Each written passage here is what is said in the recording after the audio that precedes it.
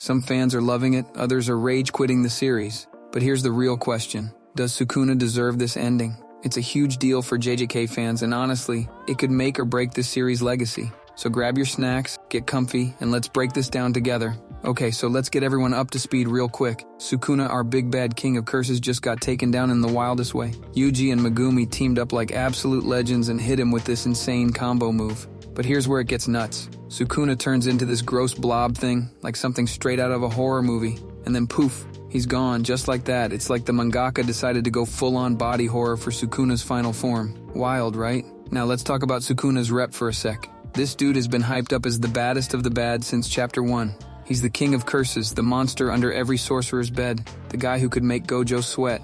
But then we see his final moments and it's just kinda sad. It's like watching your childhood bully get pantsed in front of the whole school. Part of me feels bad, but another part is like, is this really how the great Sukuna goes out? It's a total 180 from his usual badass self. Gotta give props where they're due. Yuji and Megumi absolutely crushed it in this fight. Yuji's out there throwing hands like a champ, hitting Sukuna with those divergent fists and black flashes. Meanwhile, Megumi's fighting the mental battle, resisting Sukuna from the inside. It's like the ultimate tag team, physical and mental smackdown. And you know what?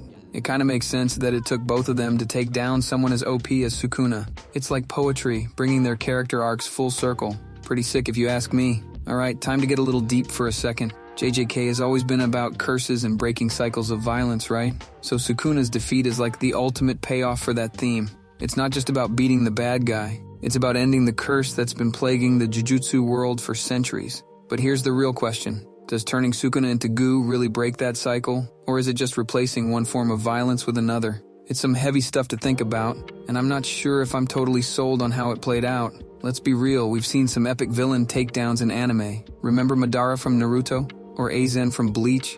Those guys went out with a bang. So how does Sukuna stack up? On one hand, his blob transformation is unique.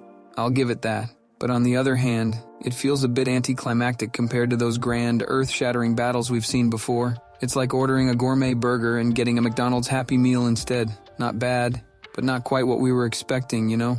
Okay, elephant in the room time. We all know JJK is ending in just a few chapters, and honestly, it shows. Everything feels rushed, like the mangaka is speedrunning the ending. Sukuna's defeat, which should have been this epic multi-chapter throwdown, got squeezed into what feels like a blink and you'll miss it moment. It's like watching your favorite show get canceled mid-season and trying to wrap everything up in one episode. Can't help but wonder how different Sukuna's end would have been if the mangaka had more time to flesh it out. So here's the thing that's bugging me. We still have so many unanswered questions about Sukuna. Like, what's his full backstory? How did he become the king of curses in the first place? And what about his connection to Megumi's 10 Shadows technique? It feels like we're missing huge chunks of the puzzle. It's like the mangaka dangled all these juicy plot threads in front of us and then was like, nah, never mind. I don't know about you guys, but I'm left feeling a bit unsatisfied. It's like finishing a meal and still being hungry, you know? Now let's talk about that wild moment when Yuji offers Sukuna a chance to coexist. Like what? Our boy Yuji, after everything Sukuna put him through, extends an olive branch. It's a total power move showing how much Yuji has grown. But it also raises some questions. Is Yuji too forgiving? Or is this the ultimate way to break the cycle of violence? And Sukuna's refusal, was that just his pride talking? Or does it show that some villains are just too far gone?